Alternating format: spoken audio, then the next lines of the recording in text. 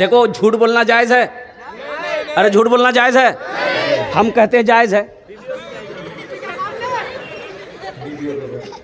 बीवी से झूठ बोलो, बीवी से जितना चाहो उतना झूठ बोलो, सुबह से लेकर रात तक झूठ बोलो, सब जायज है। बीवी के पास झूठ बोलना जायज है और कहीं भी जायज नहीं है। लेकिन कुर्बान जाओ जो मेरे दोस्तों, मेरे बुजुर्गों। अच्छा एक बात और भी बताऊं, मेरी माँ बहनें बैठी है, अगर बीवी, मियाँ बीवी, स्त्री पुरुष झगड़ा कर ले, झगड़ा हो गया, अब दोनों फिर सुलह कर ले, दोनों फिर क्या कर ले? सुलह कर ले, आपस में सुलह कर ले कि मुन्नार बा छोड़ती मी मानेगी नु, ये भी बोले कि मुन्नर माती छोड़ हटेगी मने मान मम्मी मानेगी नु, तो ये दोनों फिर मिल ले, झगड़ा खत्म कर दे। तो हदीसों के अंदर में आता है कि अल्लाह दोनों के गुनाहों को माफ फरमा देता है। सुभान अल्लाह, कितनी बड़ी बात है। अल्लाह दोनों के, शौहर के भी, बीवी के भी गुनाहों को माफ फरमा देगा। इसलिए मेरी माँ बहनों, झगड़ा नहीं करना। अच्छा मैं आपको क्या बताऊं, हमारी माँ बहनें ऐसी हैं, देखिए इसलिए मैं कह रहा हूं कि अपनी बीवियों की इज्जत करो। ए नौजवानों, एक बात याद रखो, चाहे जो हो जाए, बीवी शौहर का नाम नहीं लेगी। लेती है? इधर लेती है? नहीं। हाँ, कोई पूछेगा रे तो शामिर नाम की, बोले ना नहीं बोलूं, बोले क्या नहीं बोलूं, बोले नहीं मुन्नी का टूटे जावे। जबकि ऐसी कोई बात नहीं है, ऐसी कोई भी बात नहीं है। मसाला ये नहीं है, शरीयत ने इजाज़त दिया, औरत को वक्त ज़रूरत अपने शौहर का नाम ले सकती है, इससे निकाह नहीं टूटेगा। शौहर का नाम लेने से बीवी का निकाह नहीं टूटेगा, निकाह में कोई फर्क नहीं आएगा। लेकिन बार बार नाम लेकर पुकारना शौहर को, ये अदब के खिलाफ है। इसलिए शौहर का नाम ज्यादा ना ले, हाँ दिन में एक आध दो बार ले ले। एक औरत नमाज पढ़ रही थी, तो उसकी एक औरत पड़ोसन मिलने चली गई, तो देखी नमाज पढ़ रही तो बैठ गई बेचारी कि सलाम फेरबे नहीं, तब बाहर से मैं बात करूं। चली गई बेचारी, बैठ गई। ये नमाज 4 रकात नमाज, असर की नमाज पूरी की। अब पूरी करके नमाज जब पूरी हो गई, सलाम फेरी, अस्सलाम वालेकुम मुन्नार बाप, अस्सलाम वालेकुम मुन्नार बाप। हाँ, तो जो औरत मिलने गई थी बोली क्यों बोली थी? जो औरत मिलने गई थी वो औरत बोली, अरे ये क्या नमाज की पढ़ी थी? नमाज सलाम में अस्सलाम वालेकुम व रहमतुल्लाह बोलोगे, मुन्ना के बाप को बुला रही है। बोले नहीं, दरअसल बात है कि मोर सामिर नाम नहीं रहमतुल्लाह छे, वहार नाम नहीं लो, मुन्नार बापे ठोगे दो।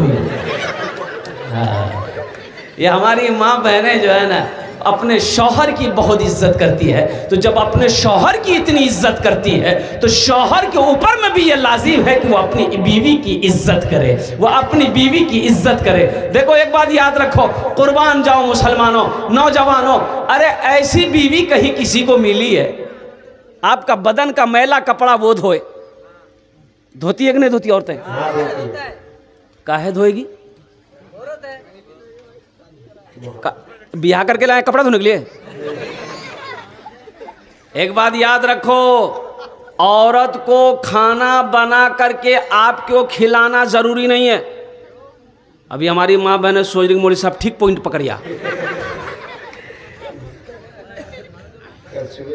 औरत खाना बना के आपको खिलाए जरूरी नहीं है, ये आप खाना बना के उसको खिलाइए, ये आपने कबूल किया। कैसे? निकाह पढ़ते हैं आप, निकाह पढ़ते हैं ना? अब भाई निकाह पढ़ते हो ना, तो निकाह के वक्त में मौलवी साहब बोलते हैं, फलां की अब्दुल्ला की बेटी साजेदा खातून इतने गवाहों के दरमियान में देन महर मुबल्लग 50,000 रुपया अलावा नान नफका के, नान में न रोटी, नफका में न कपड़ा के, अलावा नान नफका के तुम्हारी मोहर में निकाह में दिया, तुमने कबूल किया। तो तिकी बोले कबूल जे। तो जब कबूल है तो रोटी बना खिलाओ बीवी को, चाहे रोटी बना के खिलाओ, चाहे होटल से लाके खिलाओ। लेकिन सो के रहेगी सब। हाँ, सब बीवी सो के रहेगी, आराम करेगी। लेकिन वो हमारी माँ बहनें अगर बीवी रोटी बनाकर खिला दे, खाना बनाकर खिला दे, पैर दबा दे, आपके घर की निगरानी कर दे, आपके बच्चे की परवरिश कर दे, आपके माँ बाप की खिदमत कर दे, तो ये उनका अखलाक है। मेरी माँ बहनों, इसको नहीं छोड़ना। अल्लाह तुम्हें इसका अजर सवाब यहाँ भी देगा, आखिरत में भी देगा। आमीन। और मेरी माँ बहनों सुनो, हुजूर की हदीस है कि जब कोई औरत घर में झाड़ू लगाती है, जब कोई औरत घर में झाड़ू लगाती है, जब कोई औरत घर में झाड़ू लगाती है, मेरी माँ बहनों सुनो, अल्लाह के रसूल की हदीस सुनो, जब कोई औरत घर में झाड़ू लगाए तो अल्लाह के रसूल ने इरशाद फरमाया कि अल्लाह उस औरत को खाने काबा में झाड़ू लगाने का सवाब अता फरमाता है। आमीन।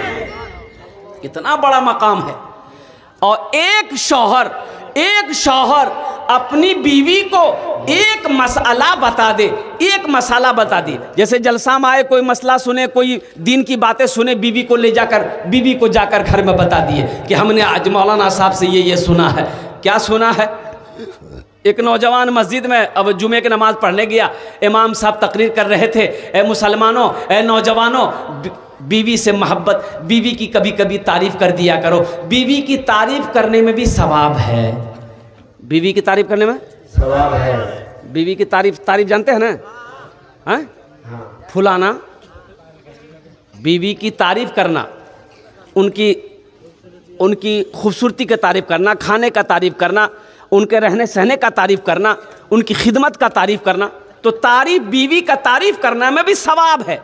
दिलजुई करना, बीवी का दिलजुई करने में भी सवाब है। ये नौजवान सुना, नमाज पढ़ा, जुमे के घर आया, बीवी से बोला कि मुन्ना का मी खाना निकाल। तो बीवी खाना निकाल दी, एक लुकमा खाया, बोला कि सुबहान अल्लाह। दूसरा लुकमा खाया, बोला अल्हम्दुलिल्लाह। तीसरा लुकमा खाया, बोला माशा अल्लाह। चौथा लुकमा खाया, बोला मुन्ना माँ की खाना बना लो। जी तो चाहता प्लेटें उठा के खा ले। बीवी सुनती रही, फिर ली बीवी बेलना जाने ना, रोटी बनाने वाला बेलना। अब पीछे से आई मारी सर पे खटा, बोले रे बाबा काहे मारी? तो बीवी बोली कि मेरी शादी को 20 साल हो गए, आज तक तुमने मेरी कभी तारीफ नहीं की। आज पड़ोसी की यहां से दाल लेकर आए हैं, तो खाते खाते तारीफ नहीं थक रही है, इतना बिल्ला मारेंगे सर का बाले उड़ा देंगे। बीवी की तारीफ कर दिया करो, इसमें भी सवाब है। और कुर्बान जाओ, नबी करीम जनाब मोहम्मद रसूलुल्लाह सल्लल्लाहु अलैहि वसल्लम की 11 बीवी थी। कितनी बीवी थी? 11 बीवी थी। अल्लाह के नबी जनाब मोहम्मद रसूलुल्लाह सल्लल्लाहु अलैहि वसल्लम की सबसे बड़ी बीवी हजरत खदीजतुल कुबरा रदी अल्लाह ताला अन्हा थी, और सबसे छोटी बीवी अम्मा आयशा सिद्दीक़ा रदी अल्लाह ताला अन्हा की ज़ात थी। और कुर्बान जाइए, कभी भी आपने रिवायत के अंदर में ये नहीं मिलेगा कि कभी भी अल्लाह के रसूल ने 11 बीवियों में से किसी को मारने की नीयत से बदन में ऐसे किया। नहीं मारा हो, मारा नहीं है। अल्लाह के नबी ने 11 बीवियों में से किसी को मारा नहीं है, ना किसी को अल्लाह अकबर कबीरा यहाँ तक के उफ तक नहीं कहा। अल्लाह के रसूल सल्लल्लाहु अलैहि वसल्लम ने किसी बीवी की तौहीन नहीं किया है, किसी बीवी को जलील नहीं किया है, किसी बीवी को अल्लाह के रसूल ने ताना नहीं दिया है। तमाम बीवियों से मोहब्बत किए, एक तरह की मोहब्बत की। आज कितने लोग हम लोगों में से हैं जो अपनी बीवी को ताना देते हैं। अगर तरकारी में नमक कम हो जाए, मसाला अगर ज़्यादा हो जाए, मिर्च ज़्यादा हो जाए, बीवी को ताना देते हैं कि तुमको खाना बनाना नहीं आता, तुमको तरकारी बनाने नहीं आता, तुमको सालन बनाने नहीं आता, तुमको रोटी बनाने नहीं आती है। कुर्बान जाओ मुसलमानों, एक बात याद रखना, घर सिर्फ दौलत से नहीं चलता है, घर सोने चांदी से सिर्फ नहीं चलता है, घर सिर्फ रुपए से नहीं चलता है, घर अच्छे अखलाक से चलता है। घर अच्छे अखलाक से चलता है। अरे बोलो भाई, घर अच्छे अखलाक से अच्छा चलता है। तो अपने अंदर अच्छे अखलाक बनाओ। और अल्लाह के रसूल सल्लल्लाहु अलैहि वसल्लम ने इरशाद फरमाया कि मोमिनों में से सबसे अच्छा वो है जिनका अखलाक अच्छा। मोमिनों में मुसलमानों में, मोमिनों में सबसे अच्छा वो है जिनका अखलाक अच्छा हो। इसलिए नौजवानों अपने अखलाक को अच्छा बनाओ, अपने किरदार को अच्छा बनाओ, अपने क्या कहते हैं कि अखलाक को इतना बेहतर बना लो कि जो एक बार आपसे मिल ले वो फिर दोबारा मिलने की चाहत रखे। किसी को गाली नहीं देना, इस ज़बान से किसी को गाली नहीं देना है, किसी को तकलीफ नहीं पहुंचानी है, किसी को परेशान नहीं करना है, किसी की गीबत नहीं करनी है, किसी की चुगली नहीं करनी है। इस ज़बान से अगर हो सके तो किसी की तारीफ़ कर दो, किसी की तारीफ़ कर दो। इस ज़बान से हो सके अल्लाह का जिक्र करो, इस ज़बान से अल्लाह का कुरान की तिलावत करो, इस ज़बान से कलमा तैयबा का विर्द करो, इस ज़बान से अल्लाह के रसूल की नाम लो, अच्छी बातें निकालो। इस ज़बान से गाली नहीं निकालना है, गीबत नहीं करनी है, चुगली नहीं करनी। इंशाअल्लाह अमल करोगे अल्हम्दुलिल्लाह, हाथ उठाओ अल्हम्दुलिल्लाह।